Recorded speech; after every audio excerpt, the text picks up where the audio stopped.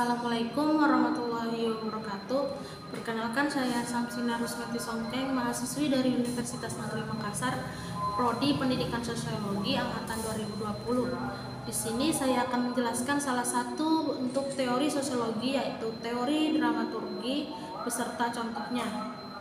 Teori dramaturgi merupakan sebuah teori yang menjelaskan bahwa di dalam kegiatan interaksi satu sama lain sama halnya dengan pertunjukan sebuah drama.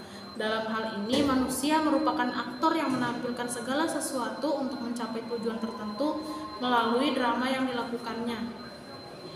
Konsep dramaturgi secara teoritis mengacu pada panggung drama, sebagaimana pernah ditulis oleh Plato, seperti di panggung suatu drama mempunyai aktor, audiens atau penonton, dan kisah. Selain itu, jantung panggung terbagi menjadi dua, yaitu panggung depan atau front stage dan panggung belakang atau back stage.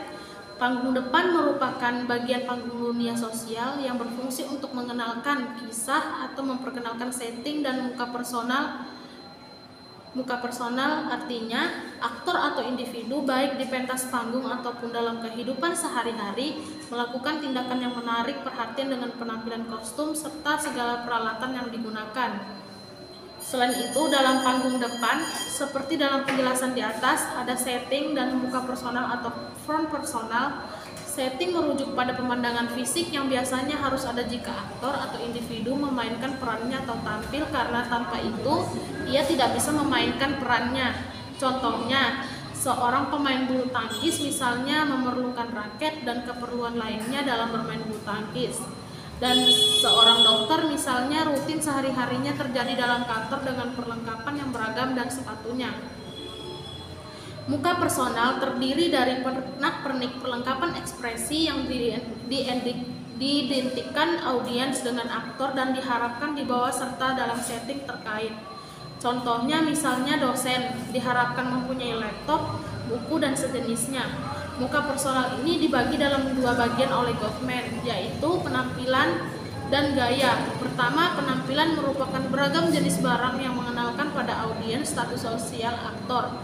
Pembatasannya adalah sebagai stimuli yang berfungsi menginformasikan pada kita status sosial para si pelaku.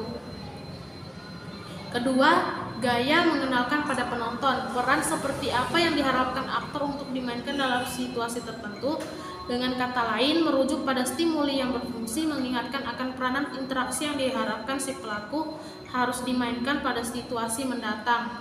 Lazimnya, para audiens atau masyarakat mengharapkan bahkan menginginkan penampilan dan gaya saling selaras.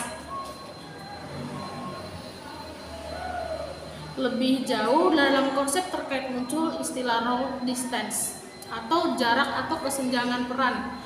Jarak peran menjelaskan pemisahan yang jelas antara individu dengan peran-peran yang diharapkan dimainkan atau pemisahan dari individu dari beragam peranan yang ia mainkan. Dengan kata lain, jarak peran ini merupakan posisi kunci dari status seseorang.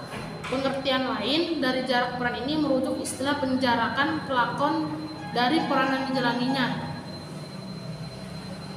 Contoh fenomena di atas adalah salah sekian dari banyaknya praktik dramaturgi yang ada di dunia. Contohnya adalah seperti manusia, presiden, pengemis, selebriti, guru, dosen, pegawai bank, pelajar, mahasiswa, dan lain sebagainya.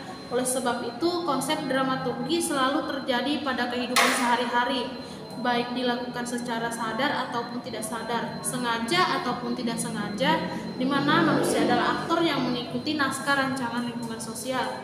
Itu saja penjelasan dari saya tentang teori dramaturgi. Semoga bermanfaat untuk kalian. Wassalamualaikum warahmatullahi wabarakatuh.